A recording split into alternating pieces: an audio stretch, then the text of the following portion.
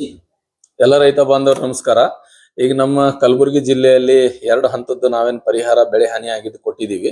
Almost ಎಲ್ಲ ರೈತ ಬಾಂಧವರಿಗೆ ಮುಟ್ಟಿದೆ ಅಂತ ಅನ್ಕೊಂಡಿದೀನಿ. ಅದರಲ್ಲಿ 12,313 ರೈತ ಬಾಂಧವರದ್ದು ಏನಲ್ಲ ಆಧಾರ್ ಲಿಂಕು NPCI ಸೀಡಿಂಗ್ ಆಗಿಲ್ಲ ಅಂತ ಹೇಳಿ ಏನಾಗಿದೆ, ಅವು ಪೇಮೆಂಟ್ ಫೇಲ್ಯೂರ್ ಆಗಿದೆ. ನಮ್ಮ ಕಡೆಯಿಂದ ಪೇಮೆಂಟ್ ಹೋಗಿದೆ ಬ್ಯಾಂಕಿಗೆ, ಬಟ್ ಅದು ಫೇಲ್ ಆಗ್ತದೆ. ಯಾಕಂದ್ರೆ DBT ಪೋರ್ಟಲ್ ಅಲ್ಲಿ ಆಧಾರ್ ಲಿಂಕ್ ಆಗಿರ್ಬೇಕು ಬ್ಯಾಂಕ್ ಅಕೌಂಟಿಗೆ, ಅಲ್ಲಿಂದ NPCI ಲಿಂಕ್ ಆವು ಇವೆರಡೂ ಆಗದೆ ಇರೋದ್ರಿಂದ ಪೇಮೆಂಟ್ ಫೇಲ್ ಆಗಿದೆ ಅಷ್ಟೇ.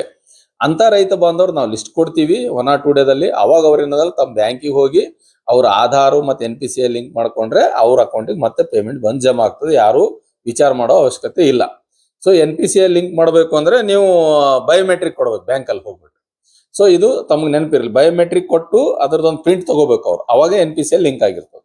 ಇನ್ನು ಎರಡನೇದು, ಯಾರ್ದು ಏನು ಕೆಲವೊಬ್ರು ಇನ್ನ ಪೇಮೆಂಟ್ ಬಂದಿಲ್ಲ ಅಂತ ವಿಚಾರ ಮಾಡತ್ತಾರ, ಯಾರು ಹೆದರ ಅವಶ್ಯಕತೆ ಇಲ್ಲ. ಯಾಕಂದ್ರೆ 2ನೇ ಲಿಸ್ಟ್ ಇದೆ, ಅದು ಕಡಿಮೆ ಜನರದಿದೆ. ಅದು ಎಷ್ಟು ಲಿಸ್ಟ್ ಇದೆ ಅಂತ ನಮಗೆ ಎಕ್ಸಾಕ್ಟ್ಲಿ ಇನ್ನ ಸರ್ಕಾರದಿಂದ ಬರಬೇಕು.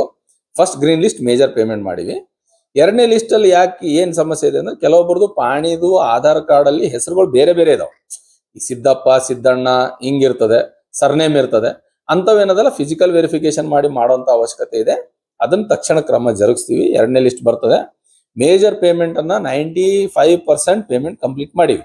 ಅದಕ್ಕಾಗಿ ಯಾರು ಯಾವುದೇ ರೀತಿಯಾದಂತಹ ಇಂಥ ಸುದ್ದಿ ಯಾರು ಕಿವಿಗೊಡಬೇಡಿ.